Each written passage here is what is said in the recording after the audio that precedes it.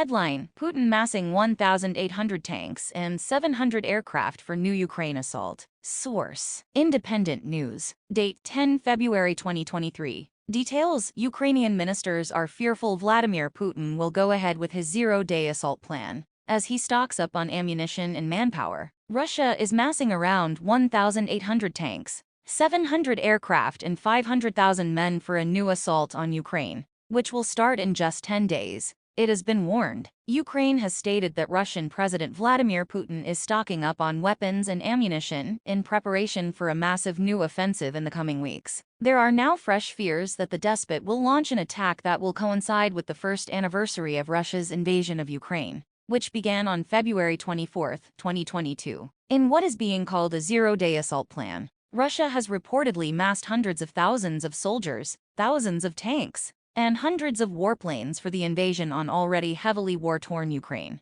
And the Eastern European country fears the assault will be much bigger than last year's wave, which stormed across the country and towards its capital, Kyiv. Ukraine sources are claiming Russia is massing precisely 1,800 tanks, 3,950 armored vehicles, 400 fighter jets, and 300 helicopters to carry out the attack, the Sun report. They added Putin has 2,700 artillery guns and 810 rocket launchers for a deadly new wave of attacks, reports Foreign Policy. A Ukrainian official said, "It's much bigger than what took place in the first wave." He also predicted that Moscow is not paying attention to any casualties or losses, and so due to the carelessness of the Kremlin, in the next 10 days, we expect a new, huge invasion. Ukraine sources are claiming Russia is massing precisely 1,800 tanks, 3,950 armored vehicles, 400 fighter jets, and 300 helicopters to carry out the attack, the Sun report. They added Putin has 2,700 artillery guns and 810 rocket launchers for a deadly new wave of attacks, reports Foreign Policy. A Ukrainian official said, "It's much bigger than what took place in the first wave." He also predicted that Moscow is not paying attention to any casualties or losses, and so due to the carelessness of the Kremlin, in the next 10 days,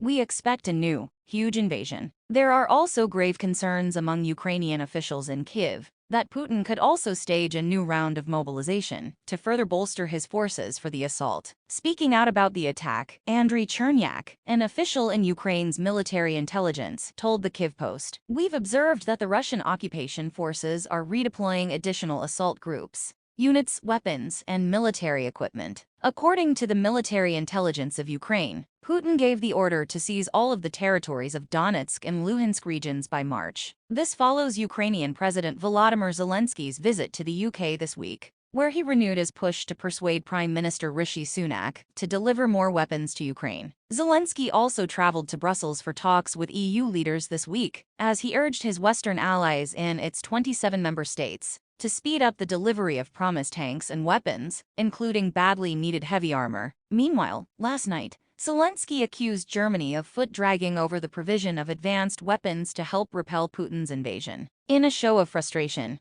the Ukrainian president said he was constantly having to convince Chancellor Olaf Scholz to help him and his country kick Russia out. He told German news website Der Spiegel, "I have to exert pressure to help Ukraine and constantly convince him that this help is not for us, but for Europeans. Our relationship to Germany goes in waves. It is up and down." Despite this, Mr. Scholz yesterday said the EU would send a signal of unity and solidarity, and can show that we will continue our support for Ukraine in defending its independence and integrity. Thanks for watching. Please like, comment, and share. Don't forget subscribe and click the bell button to get update news reminder.